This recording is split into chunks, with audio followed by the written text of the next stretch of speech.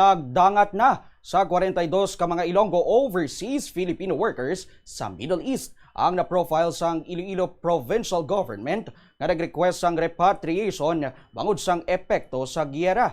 Sa interview sang Bombo Radio kay Cynthia Dario, head sang Provincial Public Employment Service Office, iya ginpahayag nga nabalaka o kung nagakabalaka na ini nga mga Ilonggo sa ila sitwasyon sa tunga sang nagasingki nga tensyon.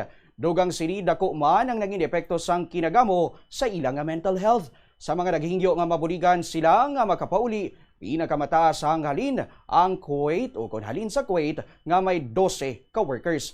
May request man halin sa mga Ilonggo sa United Arab Emirates, Qatar, Saudi Arabia, Jordan, Bahrain, Lebanon kag Israel. Sunod kay Dario, napasaka na ang repatriation request sa Department of Migrant Workers para nga maproseso na. Sa data sang peso, masobra sa 12,300 ang mga Ilonggo nga nagatrabaho sa nagkalain-lain nga mga pungsod sa Middle East. Kadamaan sa mga trabaho sa among nga rehiyon, among sa sektor sang domestic work, construction, healthcare kag retail. So may ara nakita nga 42 nga na profile nga nag-request gid mismo for repatriation because ang ilang security na gid ang ilang nga ginapanumdum dito, and of course mental health nila kay once nga may mabatian sila nga linupok every now and then do nagapanik na ini sila kag do nagalain na gid ang ila pamatsya.